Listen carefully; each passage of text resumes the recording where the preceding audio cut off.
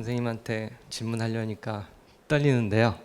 아까 책을 쓰시기 전에 이제 쓰시려고 집을 나간다거나 아니면 독서량이 많아진다고 하셨는데 혹시 날씨가 영향을 미치는지, 뭐 글이 잘 써지는 날, 뭐 흐린 날, 맑은 날, 뭐 바람 부는 날, 뭐 이런 게 있는지 궁금합니다. 네, 전에는 없었어요. 전에는 없고 오직 뭐 나한테 영향을 미치는 건 마감 날짜 뭐 그랬는데 소년을 위로해줘라는 연재 소설을 쓸 때 그 전까지 제가 조금 뭐 냉소와 독설의 작가 뭐 이렇게 뭐 불리는데 특별히 냉소적이고 특별히 독설이 아니라 저기 아까 반어법을 좋아해서 약간 독설이 되고 약간 그 허위의식 같은 거 그거를 많이 써왔어요. 왜냐하면 그걸 제가 잘 알아요. 제가 그랬으니까. 아까 말씀드렸다시피 저는 약간 이중적인 사람이라서 속으로는 싫으면서 겉으로 어떻게 행동하는지 잘 알고 있기 때문에 저를 신랄하게 막 이렇게 쓰는데 신이 나서 쓸 때가 많아요. 그래서 신랄하게 되고 그런 거는 있는데 그렇게 냉소적인 사람은 아니거든요. 그냥 객관적으로 쓰려고 노력할 뿐이에요. 제가 나왔을 때 90년대까지 한국 소설이 제가 생각할 때 너무 막 따뜻하다고 생각했어요. 너무 교훈적이고 막 그렇게 화해하고 뭐 그래서 그게 싫어서 난 해피엔딩 안 쓰고 뭐 이렇게 하겠다 생각을 했기 때문에 냉소적으로 봤을 수는 있겠지만 어쨌든 저는 되게 따뜻한 사람이거든요. 그러니까 인간을 그릴 때 아름답고 어떤 선량하고 어떤 그런 존재로 그리는 것이 휴머니즘이 아니라고 생각했어요. 저는 인간이 가지고 있는 추악함, 나약함 이런 것들을 그리는 게 인간을 위로해 주셨다고 생각했어요. 그게 저의 휴머니즘이었어요. 그래서 제가 비밀과 거짓말이라는 소설에 오늘 제 책 제목 다 언급할 거예요. 예. 비밀과 거짓말이라는 소설에서 인간은 강인함으로 위대해지지만 약점을 통하지 않고는 완성될 수 없다. 그런 말을 쓴 적이 있어요. 그래서 그런 게 저의 어떤 글 쓰는 기본 그래서 표현하고자 하는 방향이다 보니까 글이 이제 조금 왜 이런 것까지 인간 왜 이런 것까지 다 파헤치냐 뭐 이런 얘기를 할 때가 있었어요. 그래서 사람들이 제 소설 뭐 우울하다 비관적이다 이런 말을 들어서 뭐 어때 나는 그런 뜻으로 안 쓰는데 하면서 속으로는 아까 제가 말씀드렸잖아요. 뒤끝이 있다고. 그래서 마음속으로는 상처를 받고 있었나 봐요. 그래서 이번에는 한번 해피엔딩을 써보자. 반어법을 안 쓴 거죠. 제 마음이 변한 게 아니라 제 생각은 일관되지만 반어법 없이 그냥 그런 걸 써보자 한 게 소년을 위로해줘였어요.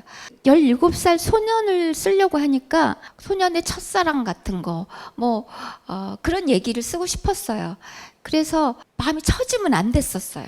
그래서 이상하게 그때 그렇게 비 오는 날 안 써지는 거예요. 날씨가 흐리면 정말 안 써져서 아침에 이렇게 커튼을 딱 걷어서 날씨가 흐리면 오늘 못 쓰겠는데 어떡하지 막 그런 생각이 들 정도로 그래서 날씨에 좀 영향을 받았고 나중에 그런데 그 소설을 쓰고 난 다음에 비판을 많이 받았어요. 왜 은희경 소설 왜 또 이렇게 달라졌냐 왜 이렇게 오글거려 막 그런 얘기 들었는데 또 제가 뒤끝이 있어서 아니 잘 봐. 겉으로 이렇지만 잘 보면은 이게 그런 거 아닌데 이렇게 쉽게 쓰려고 내가 얼마나 정말 어렵더라고요. 제가 좀 단어를 많이 써요.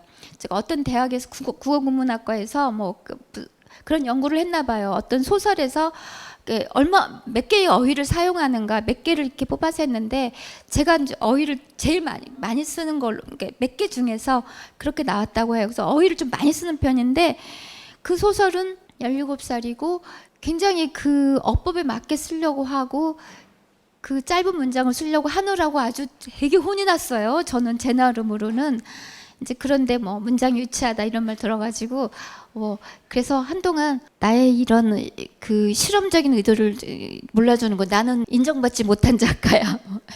이거 농담이에요. 예.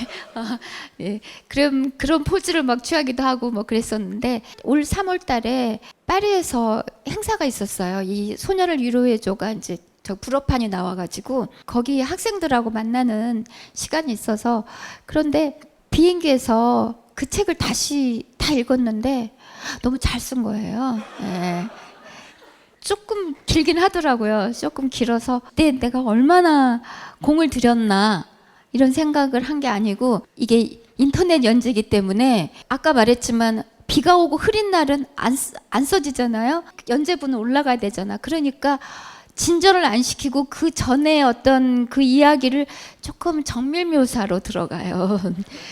그런 게 많다 보면은 좀 소설이 길어져요. 그런데 소설을 막 쓰고 나서는 물론 탈고를 하지만 탈고를 할 때 애정이 너무 많고 그거 쓸 때 하나하나 그런 어떤 제가 바치고 투자한 게 있기 때문에 못 빼거든요.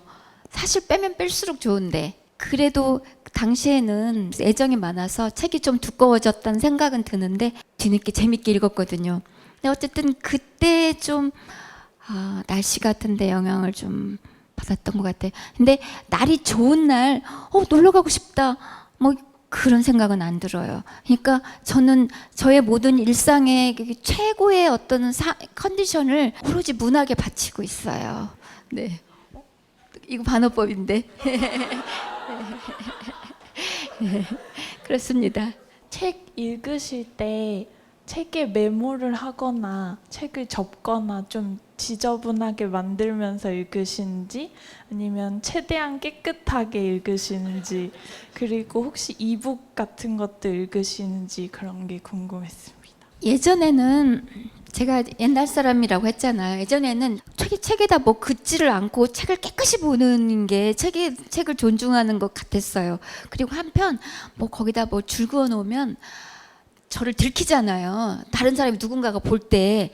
저는 특히 도서관에서 책 빌려 볼 때 누가 엉뚱한 데 줄 그어 놓았으면은 뭐야, 뭐 여기다 왜 줄을 왜 그어? 뭐 그런 생각이 들 때도 있거든요. 예. 그리고 거기다가 더구나 막 저기 메모를 해놓으면 제가 이런 적이 있었어요. 제 책인데 어디 지방에 이제 가서 글을 쓸 때였는데 거기에 뭐라고 썼는지 확인을 해야 됐었어요. 예, 그래서 제 책을 구할 수가 없어가지고 그 대학 도서관 가서 제 책을 이렇게 대출을 했거든요.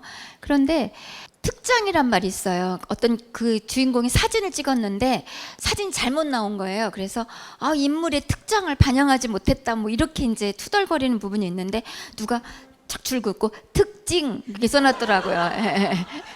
그래서 나는 정말 어디 줄 긋고 낙서하고 이러면은 나를 어느 정도 드러내는 거니까 또 혹시 남이 볼 수도 있으니까 그런 생각에 책을 훼손을 안 했는데 언젠가부터는 잘 접어놔요. 접고 낙서도 해요. 그 전 단계가 있죠. 막 그런 북마커로 또 막 이렇게 하고 했는데 그래봤자 소용없더라고요. 그래서 줄을 긋기로 했는데 한 번 줄 긋은 책을 또 보는 책은 많지 않더라고요.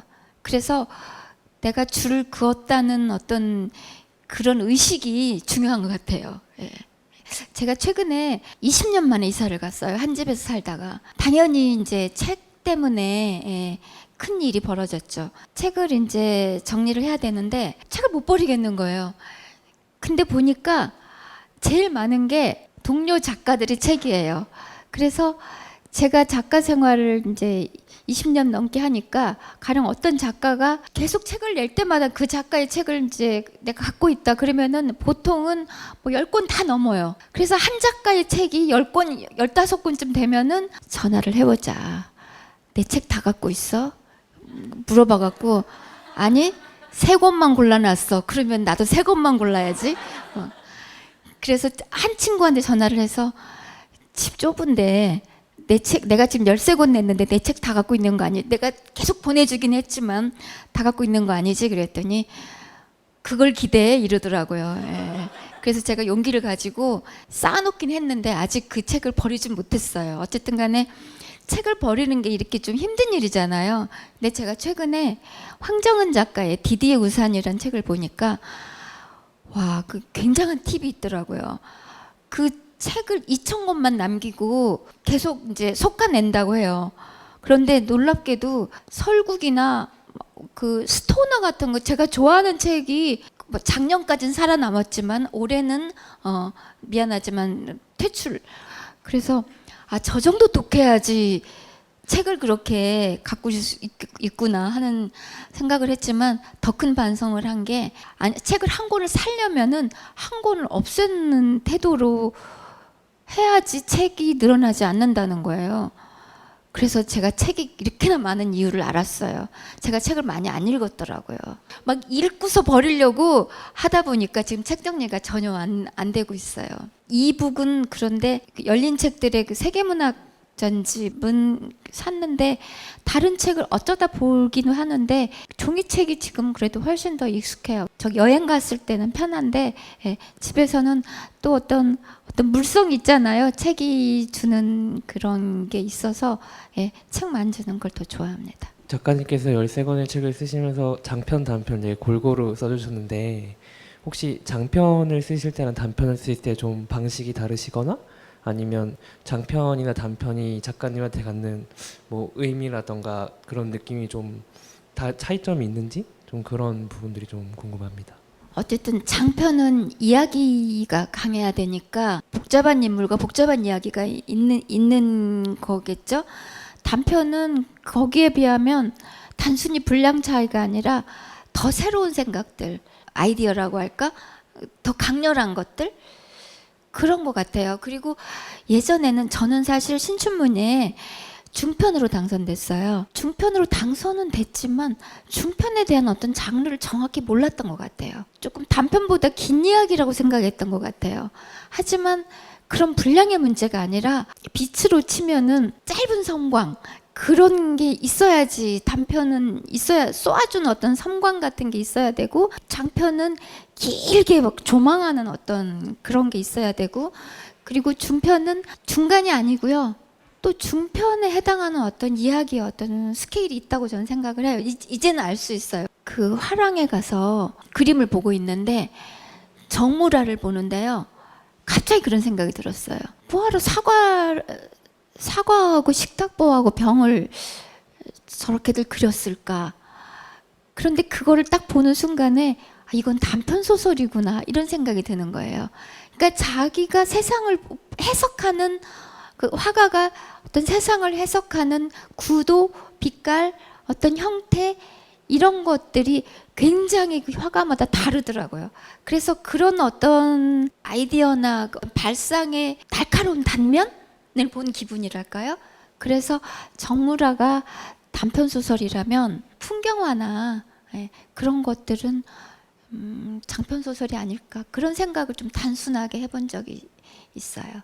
이 얘기 재밌겠다. 그러면 단편 소설을 써야지 하다가 이거 점점 얘기가 길어지고 복잡해지는데 장편으로 쓸까? 이런 생각은 해본 적 없어요. 처음 시작할 때부터 단편, 이건 단편이구나, 이건 장편이구나 이런 생각이 있는 편이에요. 생선을 너무 잘 발라서 그 남자와 결혼했다는 그런 에피소드가 있잖아요. 네, 있습니다. 그래서 저도 막 나도 생선을 잘 바르면 결혼하게 될까 해서 막 젓가락을 가지고 생선 바르는 연습을 했는데 결혼하고 나서 이제는 어느 식당에 가도 구운 생선이 제 앞으로 와요. 발라라고.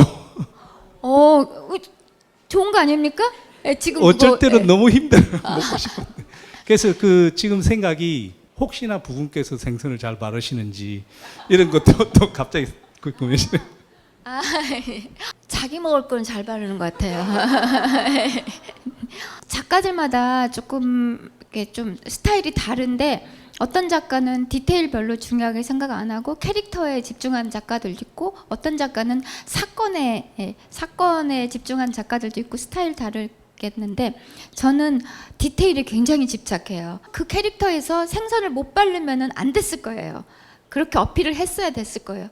아마 지금 질문하신 분도 다른 많은 디테일이 있는데 그거에 주목하셨을 때는 자기 자신의 안에 뭔가 그거에 대한 그 디테일이 통하는 점이 있을 것 같아요. 저는 그걸 노리고 디테일에 그렇게 신경을 씁니다. 그래서 어떤 때는 쓸데없는 디테일을 만들어요. 고독의 발명이란 단편소설 썼는데 거기서 카페에 있는데 어떤 노래가 이제 그 소설에서 큰 역할을 하는 건 아니에요. 하지만 저는 그 노래를 굉장히 신중하게 골랐고 거기는 인용이 안 돼 있지만 그 노래 가사 속에 보이는 것과 보이지 않는 것 사이에 벽이 있다. 이게 사실 제가 그 소설을 쓰게 된 어떤 계기예요. 처음에 쓸 때 그 문장으로 딱 시작해요. 그걸 딱 그 가사를 본 순간 그렇구나. 보이는 것과 보이지 않는 것 사이에 벽이 있다. 굉장히 단순한 말 같지만 우리는 그런 것을 새롭게 생각할 수 있잖아요. 그래서 이걸 소설을 한번 써보고 싶다 해서 그 문장으로 시작했는데 진행이 안 되는 거예요. 많은 소설가들이 그렇습니다. 처음에 이게 멋있어서 시작했는데 왜 안 써지냐면은 그걸 빼야지 돼요.